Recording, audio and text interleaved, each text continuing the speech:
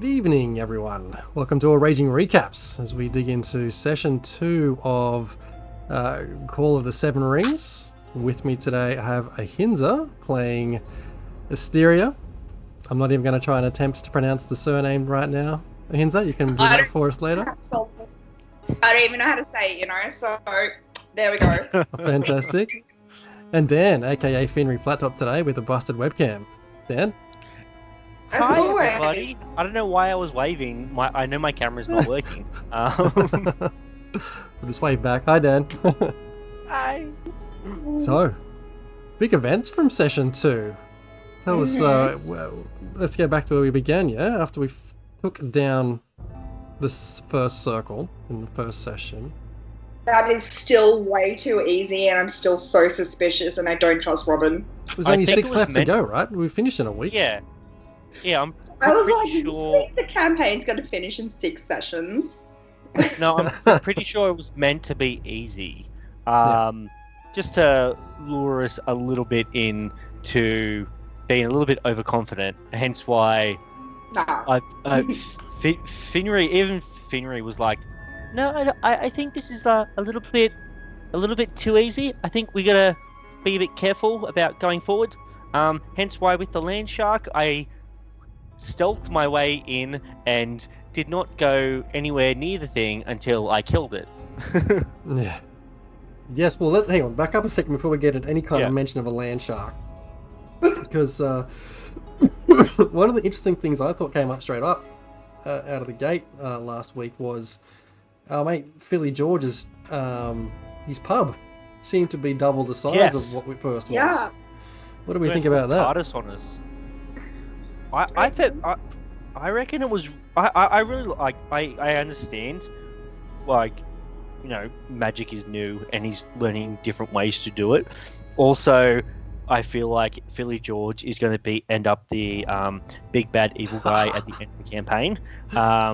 He's completely overpowered on crystals, yeah. yeah. With his inflatable cat familiar killing probably Asteria. What do you think about it, Asteria? I feel so attacked. I did not even think of that. Oh my god, now you got that in my head, Dan. Oh my god. I knew Hey, how he gave... Hey, cat. God, we're like collecting bodies for him. You know how he gave us things to give away? He's like secretly collecting souls or bodies, and every time we give one away, we're making him more powerful. I'm gonna jump on this bandwagon. Oh, wait, what? 100%. What are you talking about? Those things to give to people, right? Well, now that Dan mentioned it, I'm like, he's using it to gain soul, Oh, I see. right? Hence the reason we'll be the big bad guy at the end, because we'll be so strong. Because we fed him. Oh my god, we gave him people. We killed all those people. Actually, what? It's all our fault. That's epic, Asteria. I didn't even think about that. Like, yes, he's given us these little beacons or these little shards for free, which are basically business cards. So he's just, God knows what's going to happen there. Crystals, well, according to the law, crystals are hard to get. The mines and stuff. Remember, they're dangerous. Yeah, because he's got a big honkin' one now in the middle of his canteen. Yeah. Oh shit! You just blown the campaign wide open there. Crystals are sentient. What? Now it's going full out. What if the crystals are sentient? Oh yeah, no, 100%. Yeah, definitely.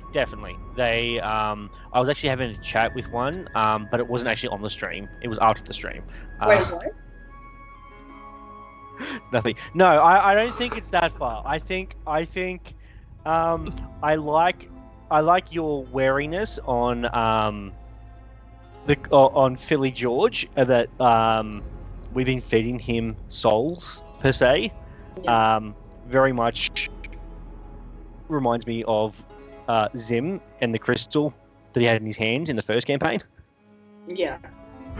But I don't know if the crystals will be sentient. I know they're mutating the local fauna. But I don't know. What's your take, Jez? No, I don't think the crystals will become their own entity.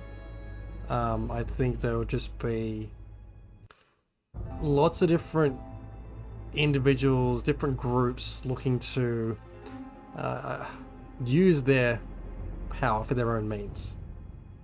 Yeah, obviously Philly is one of those characters, but obviously it seems like he's in it for a fairly harmless reason right now. But depends how we treat him. We could end up as a friend or a foe. This is true. Well, considering we are using the crystals as well to pretty much power ourselves up, making potions and whatnot. We're like, I don't know. It's a hard line to toe. Like, you gotta think. Like, I don't know. Yeah. I don't know. There's a lot more to uncover still with the crystals. I mean, as we get into the cave area or the dungeon for this particular... Oh, it was a mine, sorry. As we get into the mine later, Hector did manage to pick up and pocket one. So keen to see how that plays out. We did hear at the start of last session that in order to craft any kind of potion or health potion or anything like that at all, we are going to need crystals. So hopefully the rest of the party gets on the bandwagon and we're going to go crystal shopping or collecting, because we're going to need them. I think we're going to need them to be have any kind of massive effect on the world. We're going to need those. Well, we are in a crystal mine currently. We are in a crystal mine. A safe crystal mine. We can, if everyone just like fills up their pockets, This is true. we should be pretty decent. Didn't Roman say they were really hard to get though? And like, there's only really the rubble from what the left of the land shark. Remember? Yeah, but we're in a mine, a crystal mine though. No, but remember how in the session we were talking about just grabbing crystals, and he's like, "Nah, you can't do that." Well, no, we got a couple of them, but I'm pretty sure, like, we can probably grab enough to hopefully finance the party when we get back to town, so that we can then set out a little bit more well prepared. That's a good idea. Didn't even think about that. Getting some to sell. Yeah. I just thought about using them all. Yeah. It's right. I'm pretty sure level 4 with possible new spells and stuff, we might be able to get a bit better bargain. A bit more persuasion. We got the go ahead, or we got the idea to head off to the mines to end up with some crystals, or amongst the crystals off a few dwarves we met in the mine. We had a good chat to Philly. In the tavern. Yeah. Right, we're having a good old chinwag there. Learned all about his grand vision for the Chili Weasel canteen. I love it. What I thought was really interesting? Sorry, I'm going to barge in again. You're right. Straight away, everyone kind of gravitated towards the bar, except our mate Malchus, who just headed straight over to the crystals. Wasn't interested in saying hello to our trusty barkeep. I maintain he has the 8th ring. He has. So we were told that there was originally 8 protectors. Then one of them betrayed the rest of them. He was cast out, and now there are 7 rings. Mm-hmm. He has the 8th one because he was also rejected when he went to get one of the magic items. Was he rejected? Was he rejected, or he just turned it down? He wasn't rejected. It was just like a thing to do, because of his page. Well, this is all like metagaming, but his patron was saying how we don't want to gather attention for ourselves. Yeah, exactly. So I am 100%. He is the sword, whatever it is that he's got. He's 100%, I reckon, gonna end up with the thing that's gonna try and kill us. I reckon that would be a massive plot twist. That would be... you know what troubles me about these recaps we do? I think we could potentially give too many ideas. Well, let's... It's right. Robin doesn't watch it, so it's fine. What? Robin intentionally doesn't watch these recaps because he doesn't want to know what crazy ideas we come up with that could, lead to our own doom. Yeah. I did like, though, that the rest of the party, besides Marcus, we went up and we did a bit of role-playing with Philly, everyone having their turn to chat. Got a little bit chaotic in the tavern. But I don't know, I don't know how you guys feel like role-playing with Robin's various NPCs and stuff. I like role-playing in the game. I'm not 100% the guy who always wants to rush in and have combat straight away. Yeah, no, I love role-playing, but I'm having so much difficult with my character because I always play like charisma. I always play sorcerer or warlock, right? And I'm suddenly a druid. I'm a druid. I'm in another campaign. I'm a cleric, and I'm having the same difficulty here. Where I'm like, how do I play wisdom based? Like, this doesn't make sense, right? Especially because we did a point buy, and so I just put all my points into wisdom. And so my charisma and my intelligence, everything's really low. My dex and con are fine. And it's like, how do I roleplay someone that's really wise but really dumb and doesn't have any charisma? And it's like, I've been Googling and it's just really confusing. And like, I have no idea what I'm doing. And I'm just like, Robin's telling me these things. And then he's like, no, you're doing it wrong. I'm like, I have no idea what I'm doing. Can I put it this way? I'll put it this way. Here's how I'll position someone who has potentially high wisdom, you said? Yeah. But low intelligence? It's for negatives, intelligence, and charisma. Okay. So you're all common sense. Yeah.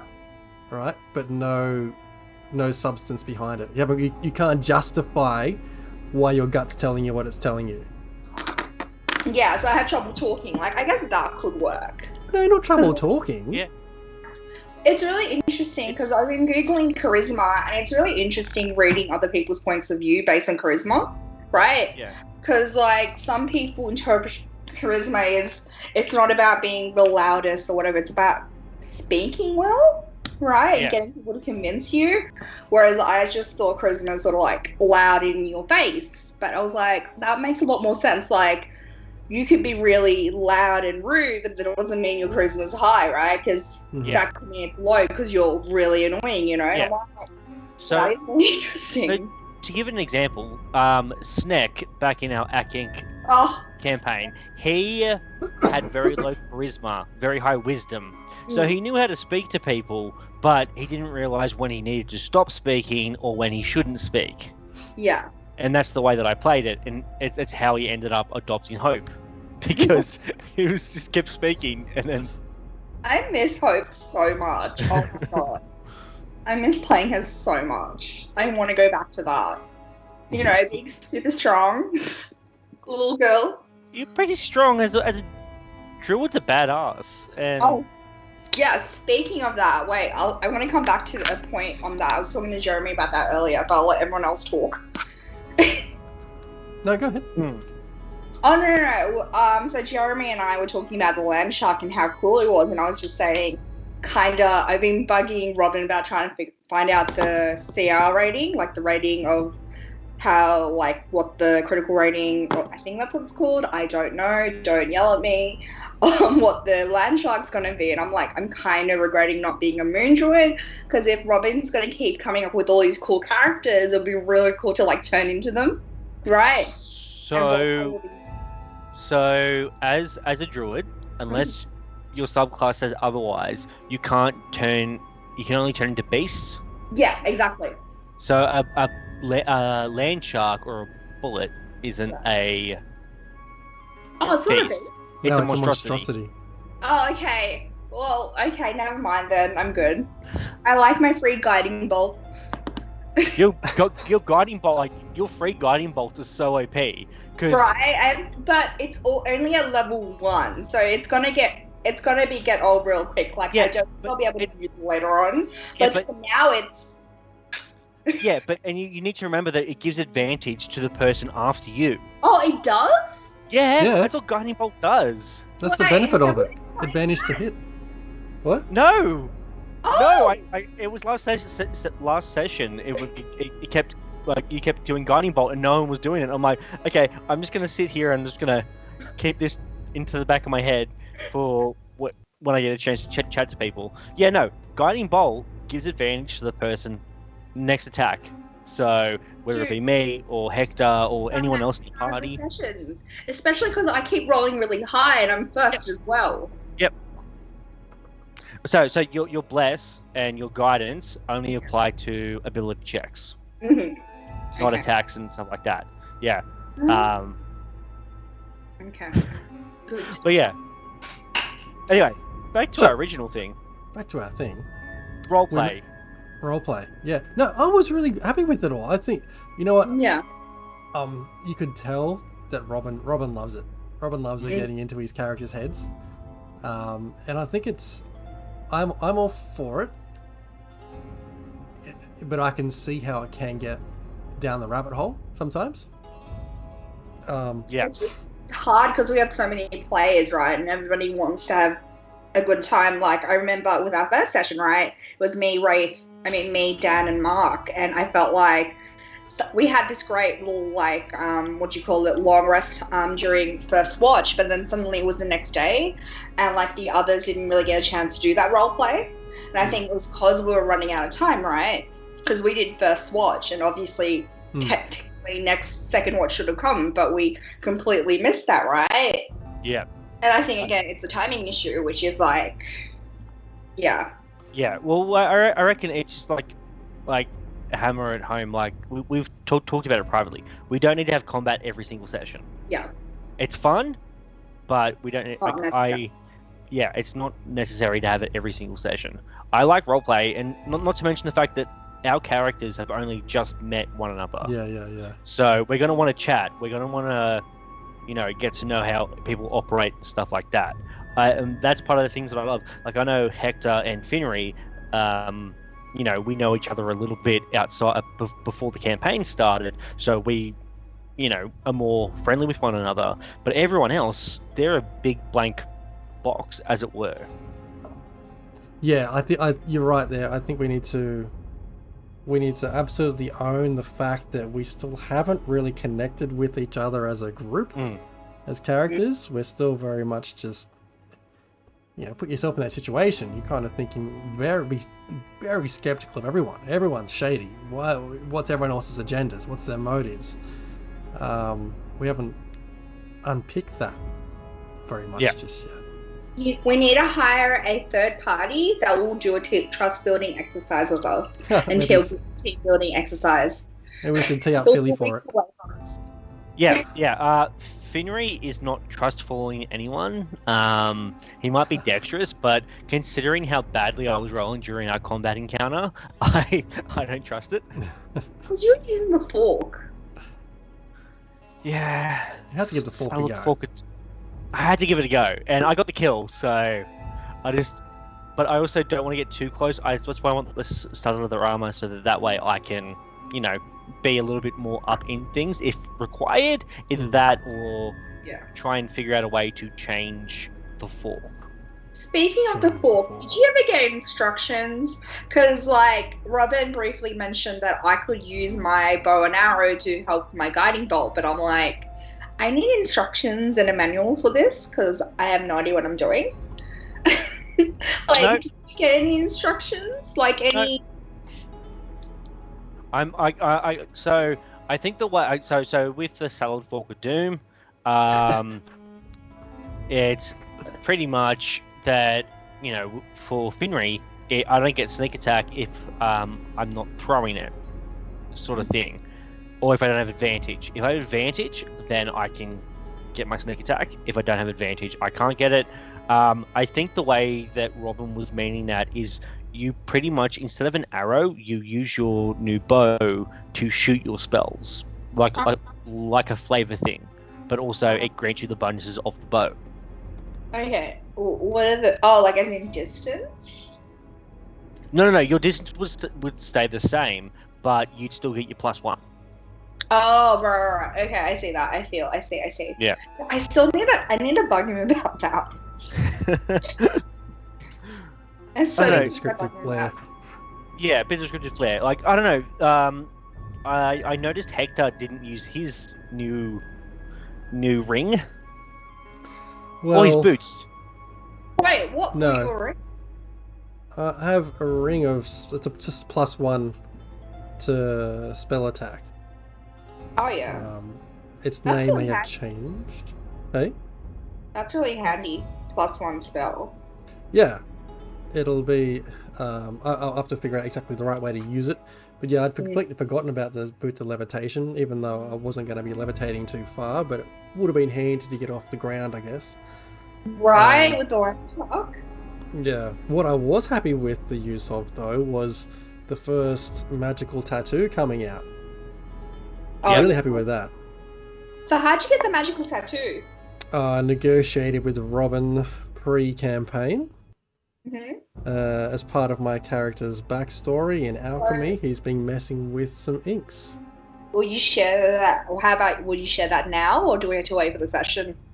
We'll share what the tattoo is. Tattoo, or how you got it, or like bit about the tattoo you have. Yeah, sure. So it is the Coiling Grasp tattoo, Mm-hmm. which I think does 3d6 Yeah. damage and Which is grapples. crazy.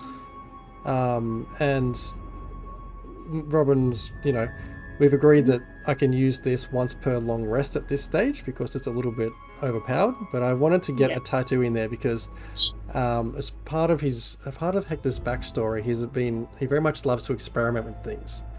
And I think as part of his learnings, he's found some inks, seen it done, trying to muck around with it. So on his arm, he's almost got like a sleeve of tattoos, but this is the only one that works. All the other ones are failed messes. You need to get that like commission because that'll be pretty epic to see. Maybe we'll see, because I think there's going to be a few more tattoos coming on board. Sorry. Heck yeah. Level 10 new art commission with all of our new stuff, I reckon. I like the idea of the magic tattoos. They are really cool. They're very specific. Like when you were describing it, I was imagining like this winding serpent up your arm. So like you kind of like unbutton your shirt because your character art you're very you're very dressed up. Yeah. I was imagining unbuttoning the thing and just pull back the sleeve and the tattoo leaps off your skin in circles. Like I was like, that's dope as hell. I want that. Yeah, I can just see him like unbutton the sleeves, roll it up, and then like out of the wrist kind of thing. Picture it like the I don't know what the sign is called in Harry Potter with the Voldemort thing there, but that kind of thing. That's it, the dark mark. But yeah, coming life and spring to action. So yeah, there's plenty more available. Interestingly, a lot of the tattoos are single use. Oh. Yeah. And then they disappear. What? Do you know how much it hurts and how much time it takes to get a tattoo? Like my one right here, I don't know if you can see it. Yeah. That was half, because it was all freehand. That took about half an hour, 45 minutes, and the rest was a couple of hours. It was like about 3-4 hours. And that's because I sat for the entire thing, and that's like my entire forearm.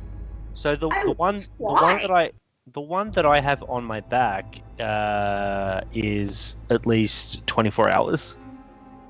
I will cry if that disappeared afterwards. Like that is horrible. Oh yeah, I know, right?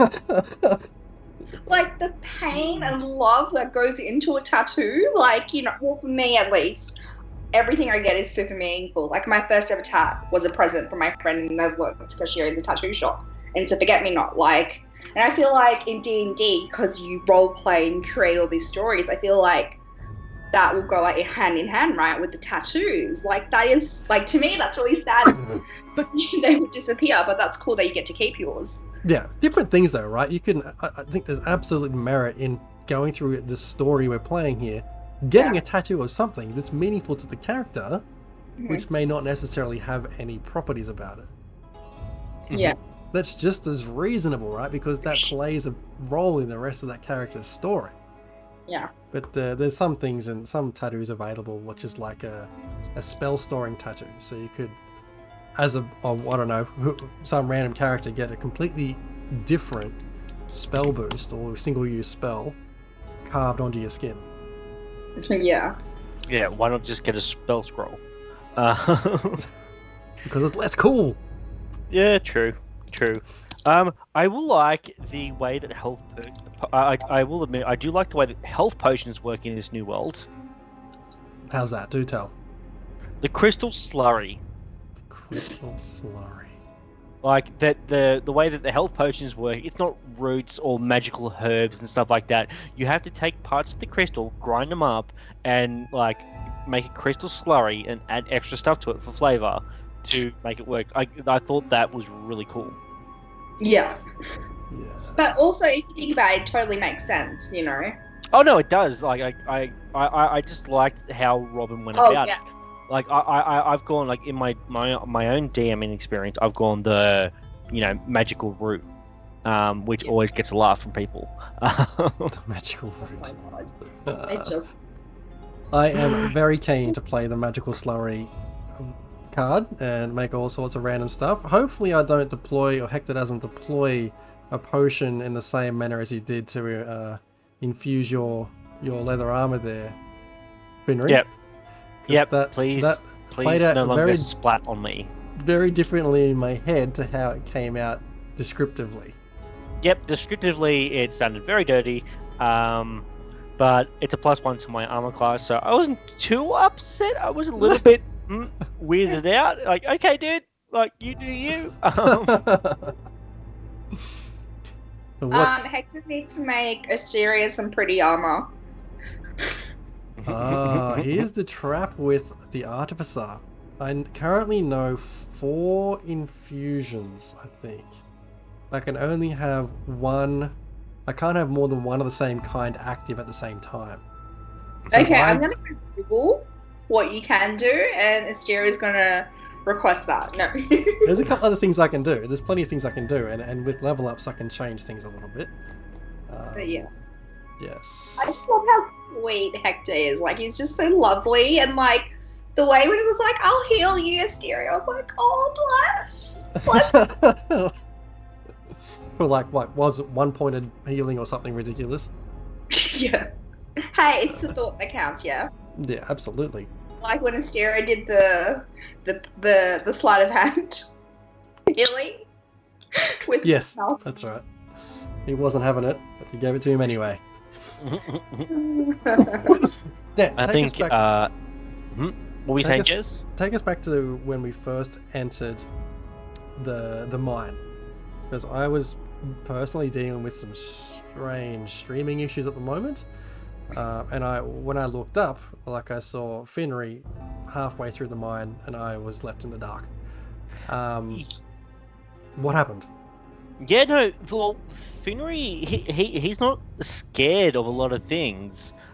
He's very much like look before you leap sort of thing. Leroy Jenkinson, as it were. He was just like, yeah, no, I'm like, let's grab some crystals, let's get it done. I'm small, I'm pretty stealthy. I'll stealth in and try and get some, ideas of what's going on in here, and I'll like have the party wait behind. Like I think he's a little bit cocky, but not like egotistically. So he knows what he's good at. Mm-hmm. Yeah. Go ahead. No, that's right. What were you thinking when we first went into the mine there, Ahinsa? Asteria? I don't know, I really liked all the crystals. I was just trying to, I don't know, I wanted to be helpful, but also I'm like, dwarves. Like, we're gonna die, the dwarves are gonna kill us, like, it's so obvious. But yeah, because I wasn't trustful about there being a solitary land shark. I thought there was going to be multiple. So I was like, I don't know how to approach this, and no one's listened to me about the whole multiple. Well, I didn't even mention it as well, so it's like I know we just finished combat. I'm like, I feel like there's going to be more. Mm-hmm. It can't just be one. Like, come on. Like one dwarf in that one land shark in that entire mine. Like, come on, like that's ridiculous, you know? Well, like maybe they're very territorial. We don't know anything about these creatures. We are not, versed in their habits. We don't have a Discovery Channel Shark Week sort of thing going on in our world. Yeah. Maybe we should. Land Shark Week. Right. Well, Robert does have a TikTok. So, actually, do you know if he updated the TikTok? I did not. Oh, wait, so what's Robin done is he's created a TikTok where he's gonna create mini videos of NPCs of what's been happening, and he's gonna be like, this is what's happening, and the reaction of the town. So let's say we were to completely destroy something, he'd be like a townsfolk talking about the consequences of what happened. So I'm curious to see if he's updated it from the first video. Yeah, I did see the first one. I'm keen to see if he's how far it's gone from there. How have you all found Finry? I guess this is a bit of a tangent from where we just were a second ago in the mines, but diving into Finry's head between sessions and writing down those journal entries that are available. Yeah, no, I've actually really enjoyed writing the journal entries available at our Buy Me a Coffee page. Link is actually on the stream in the bottom left-hand corner. Yeah, no, I've actually... Finry is very much a part of me. Probably the more optimistic part of me.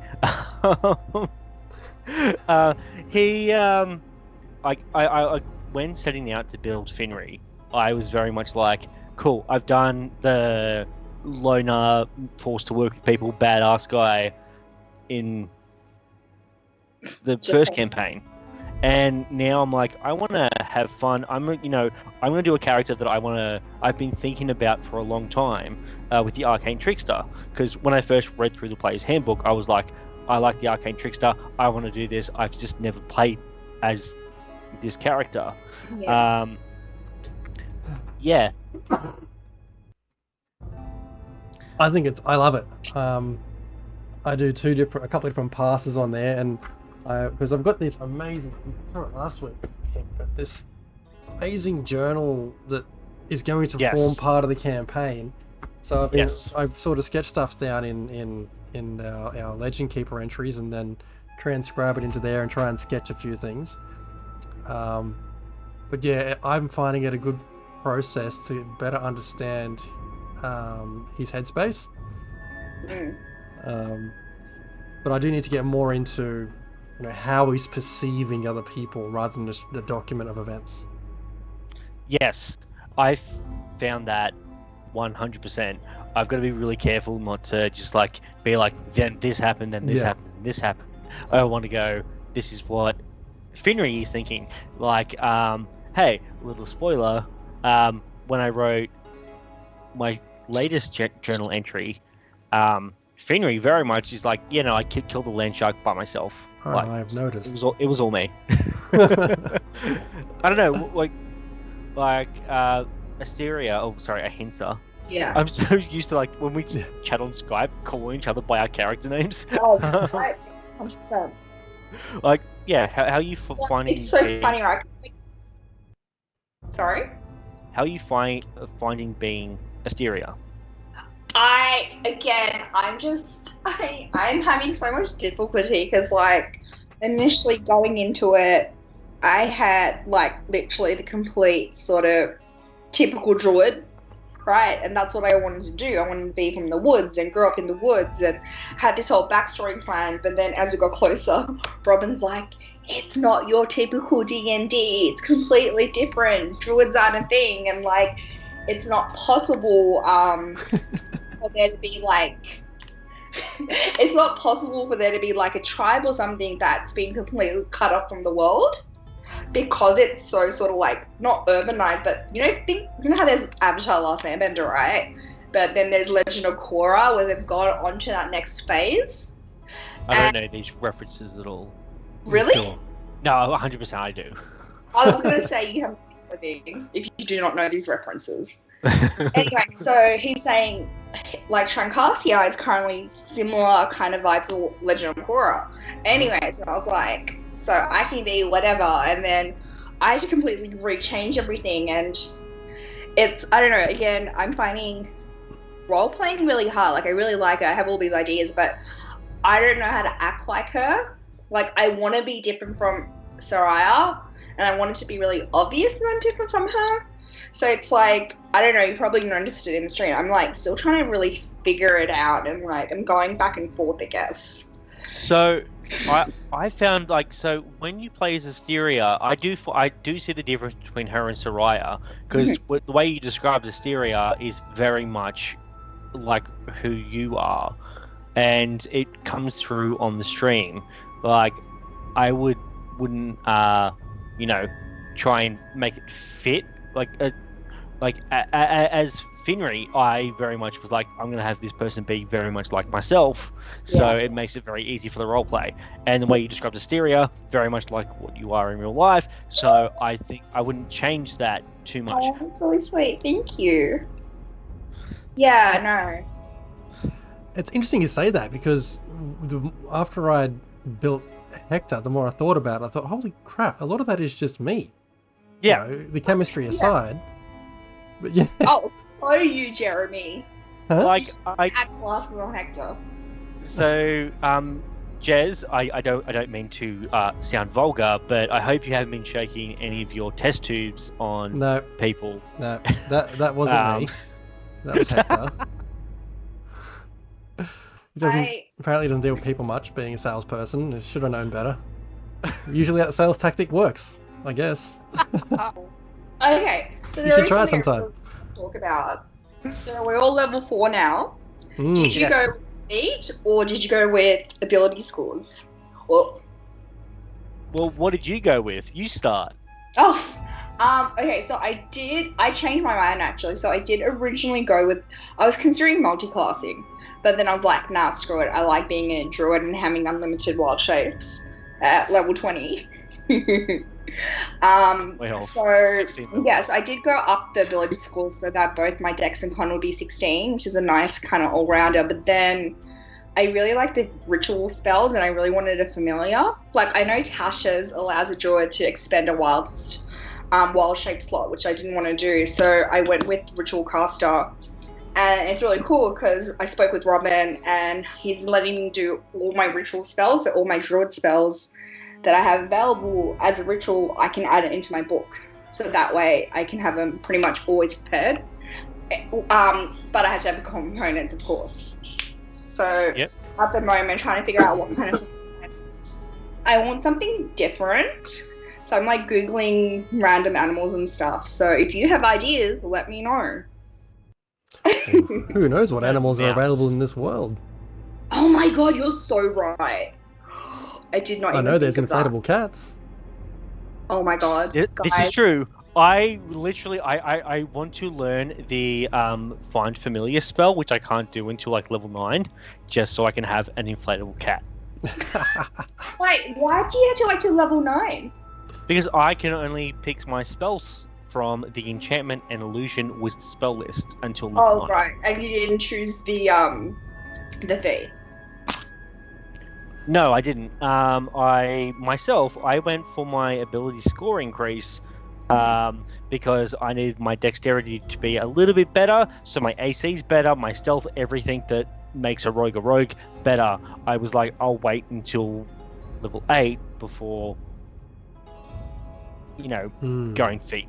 Because I think, because I was very tossed up between, because I like the alert feat for a rogue.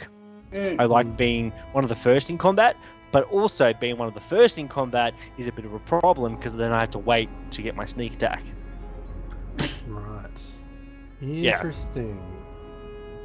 So you've gone with the ability score increases, 2 of those? Yeah. So you I applied went them from both 16 to to 18. For Dex? Dex? Both to Dex. Jeez. Yes. Yeah. I guess you need that. 16 to 18, so +3 to a +4. So everything Dex related went up by 1. So I'm like, I'm cool with that. That's good. Because also my intelligence is okay. I haven't cast a spell yet. Oh yeah. What's your spellcasting ability? My intelligence. Intelligence. All right. So I was looking at it, and I'm like the bits of combat and everything like that. I'm like, I haven't really felt the urge to need to cast a spell. Right. Except for plenty mage of hands. spellcasters. Yeah, we have plenty of spellcasters. We're very magic heavy this campaign. Yes. Change, or do you think we need melee characters, or do you think it's good that we have druids? I'm cool with having magic casters. I don't mind it. And some of the spells that are available are very utility purpose, which can help outside of combat, which I'm also very keen to see. Like, well, we saw when I tried to sneakily steal something from our potion salesman. Yes. It's just a little bit of fun. I've picked a new spell, which I'm keen for when we return to town. I don't know. Properly steal something this time. Possibly. What about you, Jez? What did you go for with your level up? I was umming and ahhing, and I haven't completed my level up yet, so the jury's still out. Given that you mentioned 2 days, yes. Well, that's my job tomorrow is to level up. Given I liked your point about upping dex to increase your AC. I hadn't thought about that, and Hector is fairly squishy. I was also looking at dice. Sorry? What's your hit point dice? D8, I want to say. Oh, that's bad. Wizards and sorcerers are horrible. D6. Ugh. But I did find potentially a feat which gave me the telekinetic ability. I saw that. And an increase to intelligence, which is always handy for my intelligence-based dude. So we'll see. We'll see how important it is for me to get a bit of extra dex and AC versus, mentally ripping the limbs off things. I'm sure you could also find a feat that allows you to have more armor, I guess, as well. There is medium armor master and heavy armor master. Oh, disappeared. Oh my goodness. I'm alive. You right? Oof. I always try to go for what makes the most sense for your character. 100%. So, being upping my dex makes sense for Finry. He's good at what he does. Yeah. Most of the time, except for attack rolls with the Settled Fork of Doom. I want to go towards the kind of sensing and reading the stars and seeing the future. So I figured that's why the ritual will be good. So I can cast spells like augury and things like that. Yeah, 100%. I totally I am keen to see how that will transfer into the role play and the way we play the game, especially coming up to next session. I'm not going to be here. What? You're going to miss a session? I know. I'm going to Adelaide. I totally forgot. I'm even contemplating, because I have a girls' trip planned. I'm literally contemplating missing dinner so I can come play, but I wouldn't have a computer. Why so would I wouldn't be able to come back. Why would you go to Adelaide? There's nothing there. I know. We're going to Barossa. So, you know what? Actually, okay. Barossa, I understand. Working in a liquor store, I understand. I get it. Dude, dolphin. No, there's a dolphin sanctuary in Adelaide. I want to go to the Great Australian Bight and swim with sharks. You know what the Bight is, right? Yeah. Okay, it's a section that's in okay, it's where a giant shark bit a piece of the land. I can't. It's literally what happens. Yeah. That's why it's called the Great Australian Bight. See. No, you can see it. There's still teeth and stuff. Oh my god. Okay, I'm just not going to. Anyway, I have a question for you, Ahinsa. Let me bring it back. Actually, how old is Finry? How old is Finry? Yeah. That's a very personable question. You'll have to ask in game. Ooh. Okay, fine. I reckon he's 15. 15. The voice is twerp. 15. The voice is 15, definitely. I had a question for you, Ahinsa. Oh. Ritual casting, because some of the things that Hector can do is ritual casting. Yeah. Explain to this noob what is it and how does it work? Really cool is because what it means is, depending on the situation, you can cast it without using a spell slot. So each spell will have the R tag as known, but will also have a list of components and time spent. So I don't know if you remember, but during session 1, I actually asked Robin if I could cast spells as a ritual. I can't remember what it was because I changed my spell list, but he was like, fine. You guys seem like you will be stuck there for 10 minutes. So while everyone was doing their thing, I think it was detect magic objects or something, and I casted with ritual, right, which allowed me to kind of like detect and things like that. So I know for Find Familiar, last I checked was if I spent, I think it was an hour. Actually, you know what? Let me bring it up on D&D Beyond. So But I know. Yeah, go ahead. Component section, right? Which requires you to have certain parts, and will also have certain amount of gold that needs to be spent, right? And we'll also have a time limit. So let me just Google Find Familiar. So, isn't it with anything? So if you cast it as a ritual, it just adds 10 minutes to the casting time of whatever. Yes, I have to spend in that one spot doing that spell. I can't do anything else. So Find Familiar actually takes 1 hour. So for example, I will do that maybe after a long rest or something like that, right? And I will need to, so like, do you know how during a long rest we have downtime? So maybe during our downtime where people are doing stuff, I will use that time to cast Find Familiar, right? Do you have Find Familiar as a druid? I got the feat. I can't wink. That was my. I pointed at the camera like thumbs up for getting my camera. So basically, yeah. So Audio descriptions, please, Dan. So if we look at the spell, it says first level conjuration ritual, casting time 1 hour, range 10 feet, and then components. So it's both visual, somatic, and I forgot what it was. My bad. Material. So I need, Material. So I need. Yeah. I need 10 gold pieces worth of charcoal, incense, and herbs that must be consumed in a fire in a brass brazier. Yep, a brass bra. Yep. Brass brazier. I don't know. Anyway, so basically. You're welcome, Jez. Sorry, mate. So like during that downtime, I would spend the entire time stirring stuff in a fire to conjure my familiar. Yep. Right. So each ritual spell has a different casting time. Yep.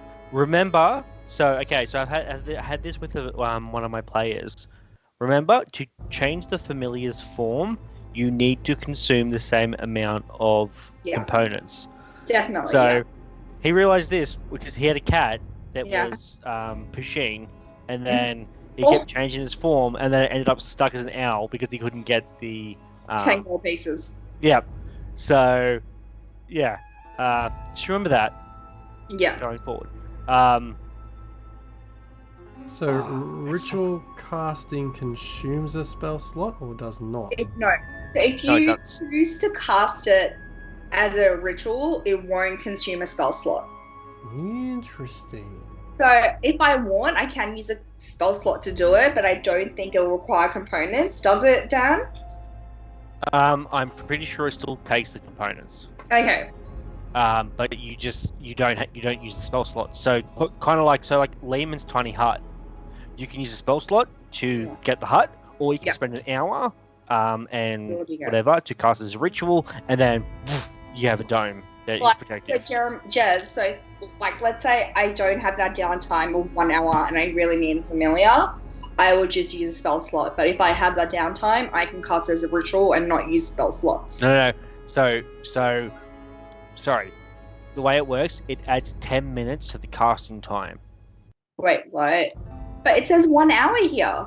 Yeah, but for rituals, it adds 10 minutes to whatever is cast. So it'd be an hour and 10 minutes to cast it as a ritual. Oh, yeah. Okay, Yeah. fair. Sorry, yeah.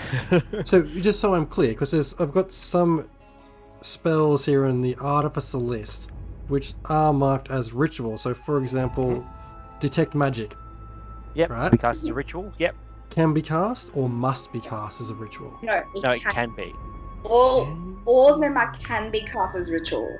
Not. Yep. All the ritual does is it takes an extra 10 minutes. And doesn't consume a spell slot. Exactly. Got it. Okay. Question. Can I ask another question for the Grange Trust here? All right. So Yep. Me, very smart. I'm very smart. bring all the smartness. Smartness. What does this mean? So this is at 3rd level. I get alchemist spells. Yep. You always have certain spells prepared after you reach particular levels. These spells count as artificer spells for you, but they don't count against the number of artificer spells you prepare. Yes. Okay. What does that mean? What that means is that you have those spells, and then you can add the other spells that you learn to those spells. Okay, so Your total number of spells is, for Artificer, it'd probably be... So at 4th level, total spells, I know 2 cantrips and 3 first levels. Yep, so you also know those other spells you get from being an alchemist. Beyond those 5 things. Exactly. yeah. So as a druid, so certain classes get certain access to certain spells. So as a druid, you need to prepare spells, right? So instead of having to prepare it, like choosing that spell, basically, that's always available for me, regardless. But that's in a druid sense.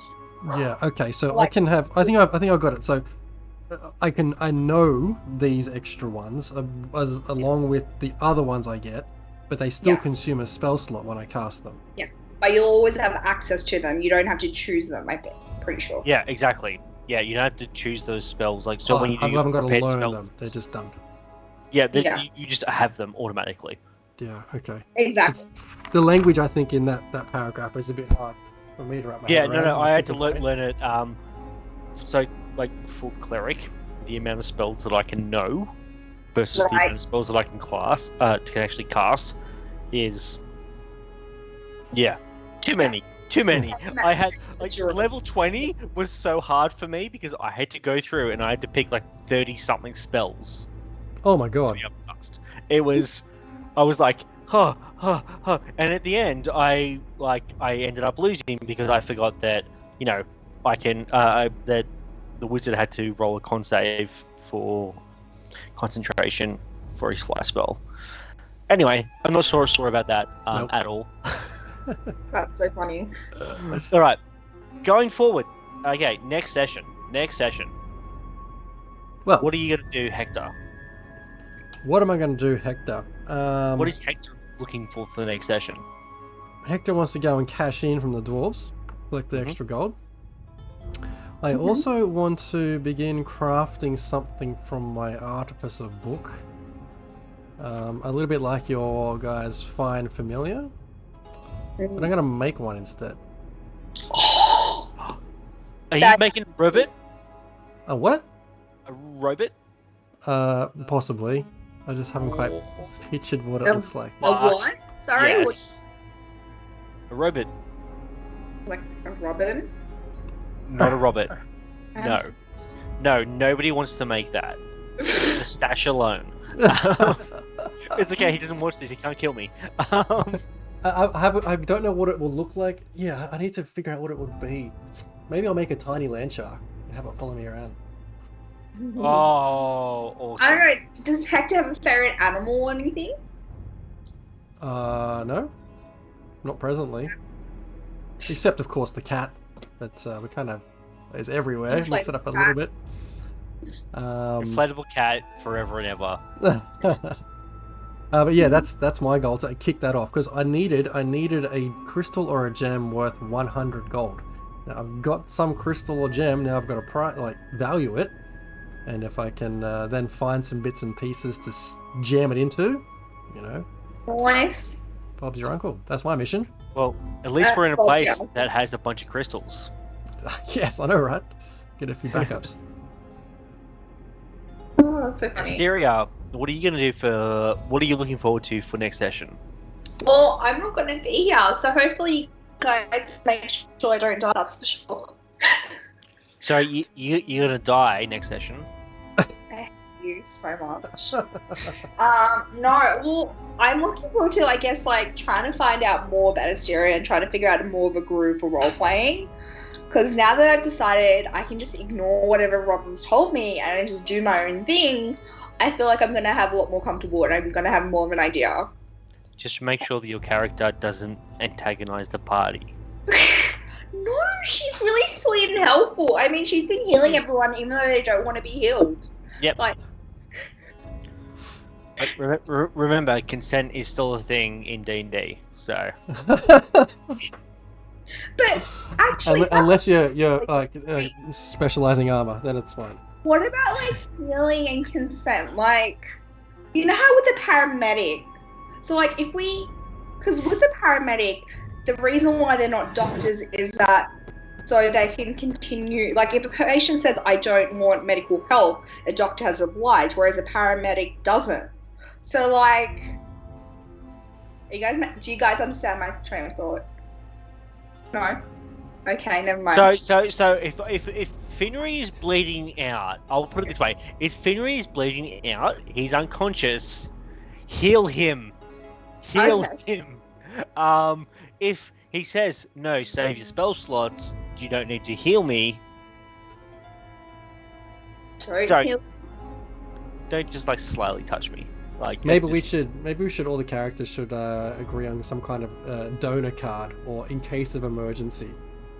Yeah, in case of emergency, please heal me so I don't die. Actually, I'm really curious about these death domain clerics. Like, do they want us to, like, what's the dealio? And why is there two of them? Like, are they together? Are they apart? Like, are they using the same deity? What's the dealio? Oh, I'm not at all concerned about them. They're fine. They are big cuddlies. They're so dark and so serious and so macabre. Right? I did love it how when we encountered the land shark, it came out that Harm felt his book grow an extra name in there. Yeah. And then at the end, like the whole necrosis of the Valet into the book or into Harm's body. That was just there's going to be so many amazing deaths in this game. I know, right? Oh my gosh. So next session, I think the plan is going to be we're going to get the rest of the party and we're going to make our way towards this fifth ring, whatever that means. Mm-hmm. Possibly stopping by the closest city of Avolo, which I am keen for. I need to check out the map again. There's so many cool cities to try and explore still, and I think like the fifth ring is still going to be a massive trek away. I expect we're not going to get there overnight. It's like at the top of the country.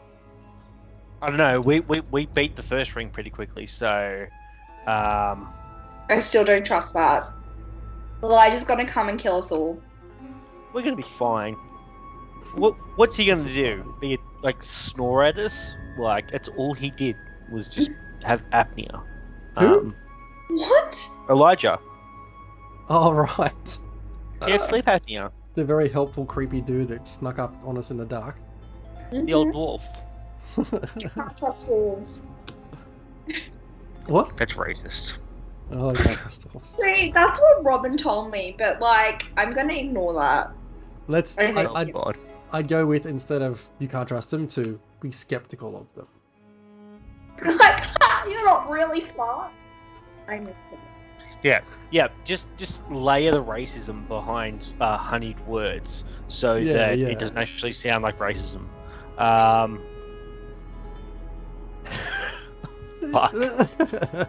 Or not. Oh my God. No, I'm just thinking of certain things. I'm like, those are really inappropriate. Yep. Welcome to Raging Rolls, home of the inappropriate. Well, we have to, don't we, Dad? Well, we need to practice, don't we, Dan? What? We need to practice being a bit more appropriate. I'm always appropriate. What are you talking about? Uh, I don't know what you mean. I'm always appropriate. charity thing. Pardon? Didn't we have like? Oh, never mind. Don't worry. Ignore me. So where are we heading off to? Avolo. I don't know. Possibly empathy training. So look, we get back to Avolo. we get out Yeah. of the mine. We go claim our rest of the bounty from the dwarves, or maybe they'll meet us there somehow magically.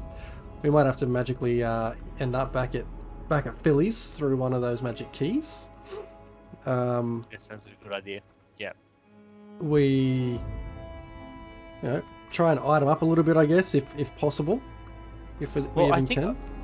I think a Volo would be good for that because it's like the Tinkerer's Wonderland. Oh, let's go to Avolo, and then we get on our way. How we going to hoof it there? We're going to like walk the whole country? Well, we can't afford. Well, maybe if we pull the party funds, we could get like a horse and carriage, so we can get there a little bit faster. Or we're going to have to find a path along the way, which gives us those goods, right? Obviously, we can't just make a beeline for it. We're going to have to walk the road and acquire some extra feet along the way, I think. Well, well, the road is the fastest way. I don't know anyone in the party, so far at least, that wouldn't want to go on the main road. No, absolutely. But I think along that road, we'll find a way to get some faster transport, find some horses or carriage or something like that. Yeah. Well, well, at least we know someone in Avonrath. We know Philly. We know Philly knows people, so Philly might be able to hook us up. Because I am not going to be carrying Flint's luggage because I didn't realize it was the entire crate of books, and I am not very strong. So I did write that down. I wrote. Here's my note. It says, "Finry collected Flint's books. A crate full. Nope. Philly to hold on to books." yeah. I really want to read the book that his mum got him because I can read Celestial, so I really want to read it. Oh, we have Also, to. You have to have a very library. That was hilarious. You'll have to ask Finnery next session. You have to have a good old, heart to heart with him and see if he can convince him to hand over his book. Even though he can read it all as well, right? Wasn't that the thing? No, he can. can't. No, he can't. He's been deciphering it. I thought he could read Celestial. No, you can't. Got it. Well, I read his notes of the book. I didn't read the actual book. right. So we'll see. Well, there's definitely something there to pursue. Yeah, definitely. Well, Robin, I don't think Robin was expecting me to know Celestial, and I was like, damn it. I liked No, it. it's It great. really helped to push us forward in the first session. So Well, it's yes. available on our YouTube. Yeah. Seriously though, how could a druid of the stars not know Celestial? So, it's a done deal. I think I made it as part of my background or something, but it just makes sense for me to know Celestial. Absolutely. Yeah. I'm excited. Hey. Me too. Is there anything else anyone would like to talk about? I think that Rafe needs a hat. Everybody needs bow ties. Everybody's going to get a bow tie from me at some point. One big thing that we should talk about is, hey, once we hit 250 followers, we're giving away a copy, physical or digital, depending on who wins, what they prefer, of Van Richten's Guide to Ravenloft, where you'll find out new things about the Domains of Dread, Barovia, Lamordia. They have access to the new classes and the new races, like Dampier. You can be like Blade. Or I am Hexblood. super keen. Hexblood. Yeah, Hexblood. I want to be Blade. I want to be Blade, motherfuckers. Hey, Dan, are you currently still playing Curse of Strahd? I am. I'm still DMing Coast Strahd. Yes. Would you get a copy of this book and try and incorporate it into your campaign straight away? I have already pre-ordered a copy of this book so that I can incorporate the stuff in this book into Coast Strahd. Oh, cool. Fantastic. I'm really excited for the College of Spirits. Like, I've been reading it up on the UA, and I just think it's really, really cool. But especially because it takes a completely different look at the bard. Yeah, but like, oh my god, thinking up of all those stories, depending on what spirit you call, that will take someone super creative. You're pretty creative. You come up with some good characters. Some not so like. No offense, I wasn't upset when your character died in the Dragon Vault. That witch lady. I was very happy to see Soraya again. Yeah. Yeah. Oh my god! You know, it's really funny because I'm in another campaign, and there's one of my players is named Soraya. So every time the DM's like, Soraya, I'm like, yes. What do I do? And they're like, no, not you. And I'm like, sorry guys. Oh, I hope they're following us here so we can hit 250 sooner. If they're not, get on that. Because who doesn't want a copy of this new book? Absolutely. When's it come out, Dan? Is it 18th of May? 18th of May. I definitely did digital 18th of May. In Australia, I'm not 100% sure because, you know, the world's Australia. Australia tax. Australia delays. Yeah. But and what else? Hey, be sure to check out Simply. I've difficult the hashtag. Is that what you're going Simply for? Difficult Art. Yeah, That's Simply Difficult Art on Instagram. They're the ones who've done Jazz's, Ahinsa's, and mine character art. He's so lovely. He's such a lovely person, and he honestly, I think he exceeded all of our expectations. Every time I see a new character of his, it's like better than the last. Yeah, I was gonna play Finnery as very naive until I saw his character art, and I'm like, no, this is someone who's a little bit smarter than I gave him credit for when I was thinking of the character. He just looks smug. He just looks like a smug mug, this guy, Finnery. Look, I'm looking at your image now on the stream, and he just looks like he's pretty suave, pretty smug. He knows how to handle himself. He knows he's not gonna fall for anyone's tricks. And Hector, I love Hector's art. I like the bow tie. I like everything. It looks the best. It's all in the detail, right? You look at things at a glance, you're like, oh, that's cool. But the more you look at it, like any of our arts, the more detail you see, and the more amazing it is. Yeah. So even looking at the character art for Finnery, I came up with an idea for that dirty rag that is around his waist in the full body character art. Yeah. Which I'm not going to give away. A dirty rag? Yeah? What are you going to do with that? Yeah, I'm not going to... I know the story behind it.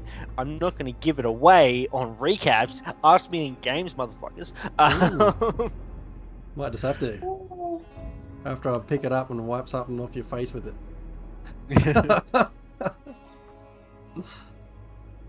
Too funny, but... And it's going to be a long way to the top. I think we talked about we are the best. Long journey. There are lots of ways to check out what's happening with Raging Rolls. Obviously, we have our YouTube channel with these recap sessions, game sessions posted a few days after they happen. We have our Facebook page, facebook.com/RagingRolls. Don't forget to find us on the Twitter at Raging Rolls. And a most recent addition to our portfolio of content we're putting out there is on the Buy Me a Coffee page, buymeacoffee.com/RagingRolls. And there's ways on that page you can actually interact with our session. So for example, you can work with our DM and create an NPC that will form part of the Trankasha world that our DM has homebrewed. You can also create a cocktail that we might be able to sip on when we're at the Chili Weasel canteen. Oh, that'd be cool. You can also become an honorary rager and get all the behind-the-scenes content from the characters themselves. We talked a bit about this earlier around how each of our characters are also noting their experiences, their interactions with others, their thoughts, their perceptions, their travels through their own path in Trancasha to their own resolution. All that content available from buymeacoffee.com/ragingrolls, and everything that happens there also goes to bettering our stream for you. And a portion of everything that we earn goes to Beyond Blue, a charity very near and dear to all of our hearts. That it does. Cool. Any other final closing comments, team, before we wrap up for the session? I really want to go to a Volo because it's slightly tied in to Finry's backstory. Oh, backstory hooks in episode 3. Love it. What? See if it actually happens. I will say I miss real dice. Rolling real dice. Yeah. Have an army of dice behind me. Don't get right here. Oops, you can't see that. Ignore me. See, I have loads of real life as well. We can hear you though. It's alright. We can hear you dropping the dice everywhere. Ahinsa, I don't know if you've seen this magic. This is the most perfectly suited dice for my mate Hector. It's a giant D20 that actually also changes colour. It's a mood dice. It is a mood dice. That's amazing. So far, it hasn't really rolled very much higher than a 10 for me. It stays in the box. Well, maybe it's a good thing we don't roll real dice then. This is For true. you anyway. Anyway. Alright, Ahinsa, Dan, thank you very much for catching up with us this evening and chatting through all things worries. Session 2 and all other D&D stuff. Love a good chat, especially D&D related. It just goes by so quickly. It really does. And It we'll be back does. again real soon with way more content. Don't forget to catch us up on Thursdays from 8:30 p.m. Sydney time as we hit Session 3, Episode 3 of Call of the Seven Rings. Take care, everyone. Woo. Bye-bye. See you guys. See ya.